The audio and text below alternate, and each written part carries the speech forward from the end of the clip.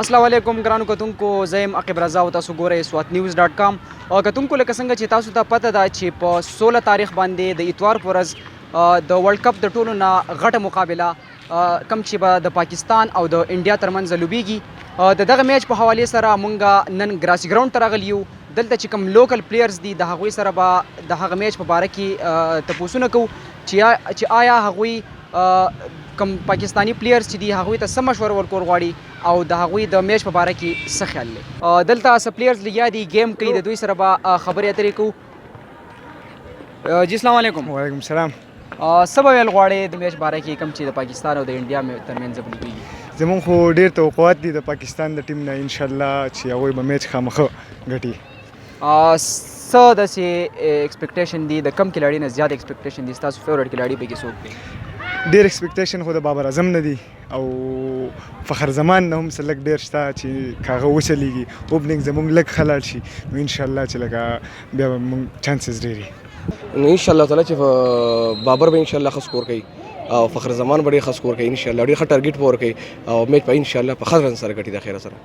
او اول خبردار چې زموږ به اوپنران چې دي هغه به خامخا لکه چلیږي چې اوپنران رنز ونه کړو نو که دا میچ بیا خطرې ته موړی دی. زموږ لپاره پکار دي چې په دواړو اوپنرانو کې خامخا یو اوپنر ودرېږي.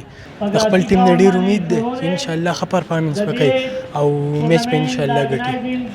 کم داسې پلیئر دی چې د هغه نه زیات توقع ساتئ؟ د فخر زمان نه ډېره توقع ساتو. پاکستان د ټیم د پاکستان کھلاڑیانو ډېر پوری امید یو انشاءالله پاکستان ټیم به میچ ګټي او پاکستان پلیئرانو دا پکار چې ښه پرفارمنس ادا کړي او د سرپرست په مشرۍ کې انشاءالله موږ به دا میچ ګټو او د پاکستان چې څومره کھلاړیان دي هغوی دا پکار ښه پرفارمنس هغه کې وساتي او ښه فیلډینګ وکړي، په بیټینګ باندې هم ډېر ښه توجه وکړي. امیر به ښه بالینګ وکړي، وهاب ریاض شو، بالران زموږ سره ښه دي خو بیټینګ لاین کې څوک شته نه. فخر زمان آصف علي د هغو باره کې څه خیال دی؟ هغه هم ښه بیټ نو فخر زمان خو ښه دی، هغه بیټینګ وکړو چې وبشي. بل سرفراز خو بل ورځ په میچ کې هم ډېر خفه کړي وو او د هغه نه هم څه دغه نشته. یاره خیالات خو دغه دي چې پاکستان یې وګټي، چېرته یې ګټلی نه دی، انډیا یې چېرته نه دی بیټ کړی. او بل دا چې کنډیشن یې په ورلډ کپ کې خراب دی، پوینټس ورسره نشته نو ګټل پکار دی. خیر ایز ا پاکستاني خو موږ پاکستان سپورټ کوو اور انډیا هم خیر ټیم سټرانګ دی.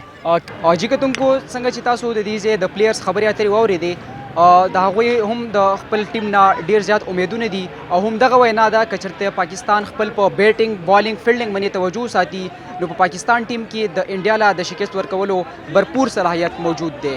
د کیمرامین سمی خان سره عقیب رضا، سوات نیوز ډاټ کام، ګراسي ګراوند، منګورا.